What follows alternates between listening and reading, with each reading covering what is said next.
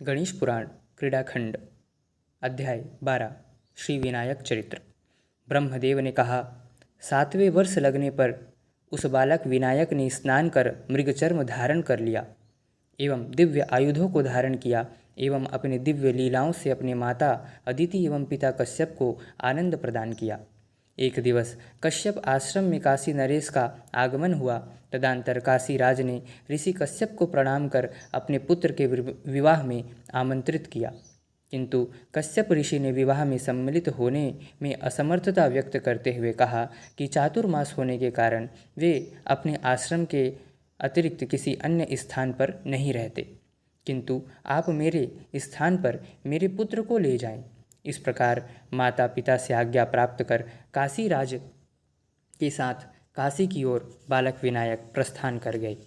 अस्तु मार्ग में सघन वन था, जहाँ रौद्र केतु का धूम्राक्ष नामक बलशाली भ्राता रहता था। वह 10 सहस्र वर्षों पर्यंत कठोर तप कर रहा था।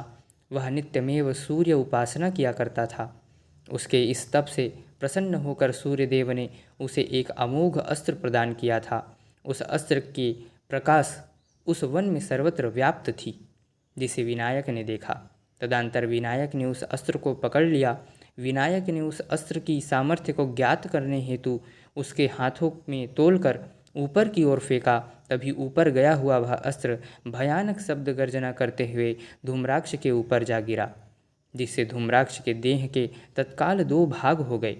तब वे दोनों भाग गिरते हुए पृथ्वी में 500 धनुष अर्थात 2 सहस्र हाथ की दूरी तक बिखर गए, जिससे विशाल चट्टान एवं वृक्ष टूटकर पूर्णतः चूर चूर हो गए। तदंतर धूम्राक्ष के 2 पुत्र जघन तथा मनु अपने पिता के इस अवस्था को देखकर यम के समान क्रोधित होकर विनायक एवं काशीराज के समीप आए एवं काशीराज से कहा कि तुमने इस बालक के द्वारा हमारे पिता का वध करवाया है, हम तुम्हारा अंत कर देंगे।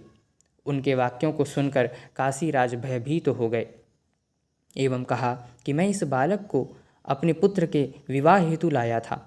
मैंने तुम्हारे पिता का वध नहीं करवाया है, तुम इस बालक को ही ले जाओ। तदंतर विनायक ने कहा कि हे काशीराज, तुम मुझ बालक को शत्रु के हाथ में कैसे दे सकते हो।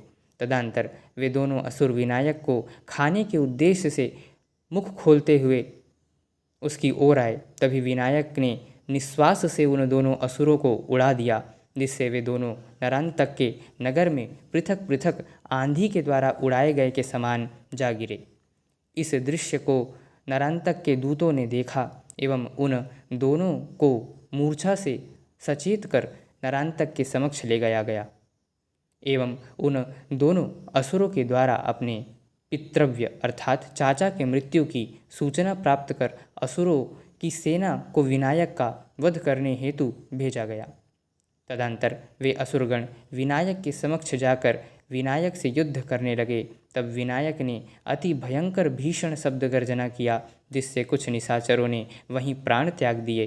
कुछ निशाचर पलायित हो गए, कुछ अन्य पलायित होकर के नरांतक के पास आए तथा उन्होंने उसको विनायक के द्वारा किए गए संहार का संपूर्ण वृतांत नरांतक को सुनाया। इस प्रकार गणेश पुराण में क्रीड़ाखंड में 12वां अध्याय पूर्ण हुआ। 13वां अध्याय। दूत बोले कि आपकी आज्ञा पाकर हम काशीराज के रथ में स्थित उस विनायक के पास गए। हम सबको वह यमराज के समान दृष्टिगत हुआ। हे प्रभु, हे अनग, उसके भय से सभी निशाचर मर गए थे।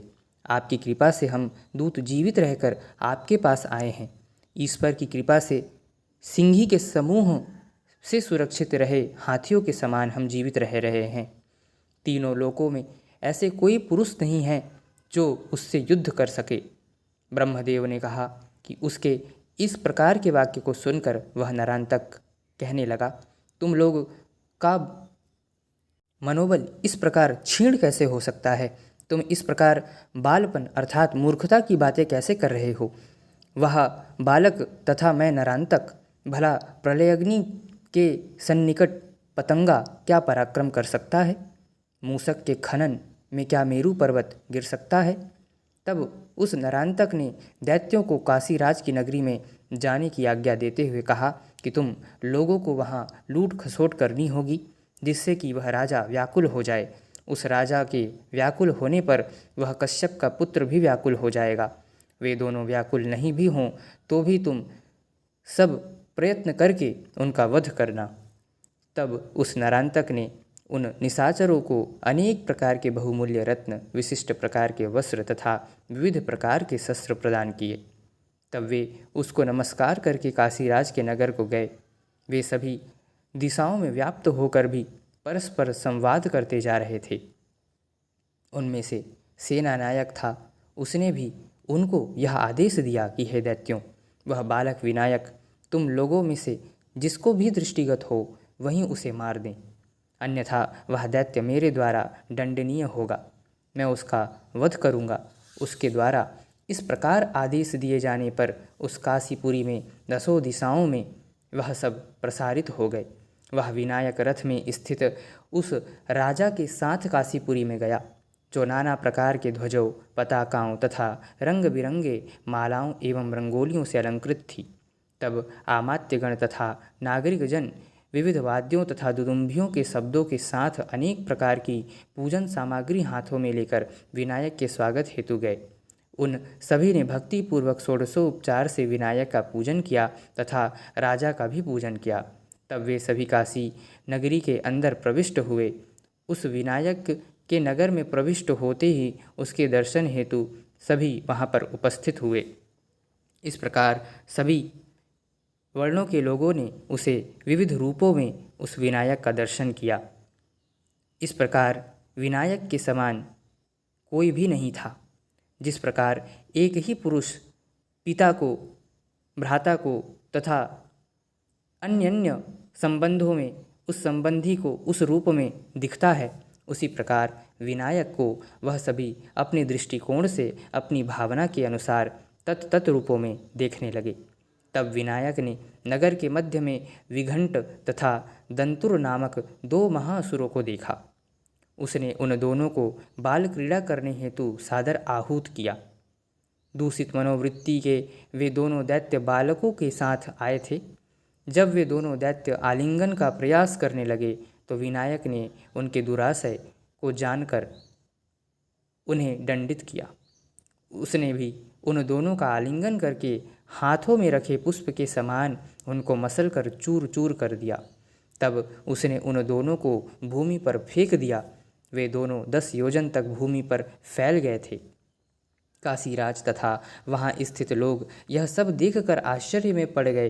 तब काशी में स्थित देवों ने उस विनायक पर पुष्प की वर्षा की।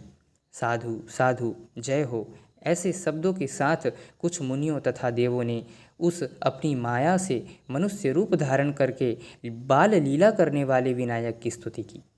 उन्होंने कहा, जो दैत्य इंद्र आदि के द्वारा भी अजेय थे, उनका इसने वध कर दिया। उन दोनों दैत्यों के वध के अंतर काशीराज का रथ वीथियों के पार करता हुआ आगे बढ़ता गया। तब पतंग तथा विधुल नामक 2 अन्य महाबलशाली दुष्ट असुर आंधी के रूप में उस बालक का वध करने हेतु आए। तब धूल से धरती आच्छादित हो जाने से लोग व्याकुल हो गए तथा वहाँ वे भवन में एक वृक्ष के समूह भूतल पर गिर गए। लोगों को प्रवारों, उत्तरीयों एवं वस्त्रों के समूह आकाश में उड़ने पर पक्षियों के समान वे लग रहे थे।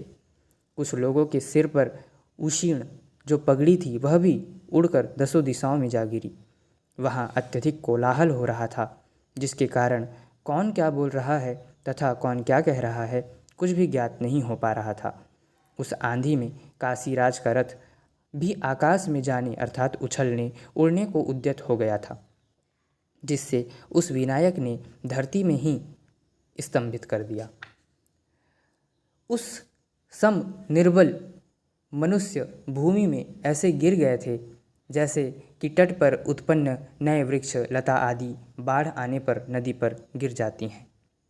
तब उस बालक विनायक ने उन दोनों असुरों पतंग तथा विधुल को अति बलशाली जानकर एक ही मुट्ठी में मुष्टि प्रहार कर उन्हें उनका अंत किया एवं उनके शिखा को पकड़कर बलपूर्वक चिरकाल तक आकाश में घुमाकर उन दोनों को भूतल पर पटक दिया। तब जनता ने देखा कि उन दोनों का प्राण निकल चुका है। तब वहाँ की जनता ने यह विचार किया कि कश्यप का यह पुत्र कोई बलशाली देवता है, क्योंकि इसने 1 योजन लंबे चौड़े इन दोनों असुरों का वध किया है। इस बाल्यावस्था में किसी भी बालक में इस प्रकार बल नहीं देखा गया है। इसकी इतनी सामर्थ्य देखकर काशीराज ने भी उसका सम्मान किया। अपने उस रथ से उतरकर काशीराज ने उस विनायक को प्रणाम किया तथा उससे कहा, हे महायोगी, आप बालक हैं, तथापि आपके कृत्यों का रहस्य ब्रह्मादि देवों को भी विदित नहीं हो सकता। तब हम चर्मचक्षु मनुष्यों को कैसे यह ज्ञात हो सकता है? आप जगत के सृष्टिकर्ता हैं तथा जगत की रक्षा हेतु अनेक रूपों में अवतरित होते हैं। हे प्रभो, आपके असंख्य अवतारों की कोई गणना नहीं की जा सकती। राजा के ऐसे कहने के उपरांत उनका रथ उन्हें लेकर शीघ्र आगे बढ़ते हुए राजा के घर पहुंचा। तब वहां उस बालक विनायक ने एक पाषाण रूपधारी दैत्य को देखा। उसने तब परशु से उस पर प्रहार किया तो उसके 100 टुकड़े हो गए। तब उसमें से महाभयानक उज्ज्वल दाढ़ों के कारण भयावह पिंगल वर्ण का पीताभ दीर्घकाय पुरुष प्रकट हुआ। तब उसे देखकर सभी बालक तथा अन्य सभी लोग भी वहाँ से पलायित हो गए। उस बालक ने उस पर भी मुष्टि अर्थात मुट्ठी से प्रहार किया एवं वह असुर भी भूमि पर पतित हो गया। तब लोगों ने यह माना कि वह बालक भगवान का अवतार है। तब प्रसन्नचित्त राजा रथ से उतरकर उस बालक को स्वयमेव शीघ्रता से राजभवन के अंदर ले गए तथा उसको अपने रत्न जड़ित स्वर्ण के आसन में बैठाकर यथाविधि उपचारों, बहुमूल्य वस्त्रों एवं आभूषणों तथा दिव्य सुगंधों से उनका पूजन करके परम आह्लाद से युक्त होकर के उस राजा ने उनकी स्तुति की तथा उनको प्रणाम किया। तब नाना प्रकार के पकवानों एवं व्यंजनों से युक्त 6 रसों वाले अन्न तथा अनेक प्रकार के परमान्न का भोजन उस बालक को राजा ने अपने मित्रों के साथ कराया। तब उस राजा ने उन भोजनकर्ताओं को शीघ्र नाना प्रकार के फल प्रदान किए। तब उस बालक को रत्न जड़ित कंचन सहित अष्टांग युक्त तांबूल प्रदान किया। तब उस बालक के द्वारा संध्या वंदन की विधि संपन्न कर लिए जाने पर राजा ने उनको उच्च स्थान प्रदान करते हुए उन्हें एक सुंदर पर्यंक पर पलंग पर सुलाया एवं उनकी सेवा करते हुए वह वहाँ से चले गए। इस प्रकार श्री गणेश पुराण में क्रीड़ाखंड में 13वां अध्याय पूर्ण हुआ।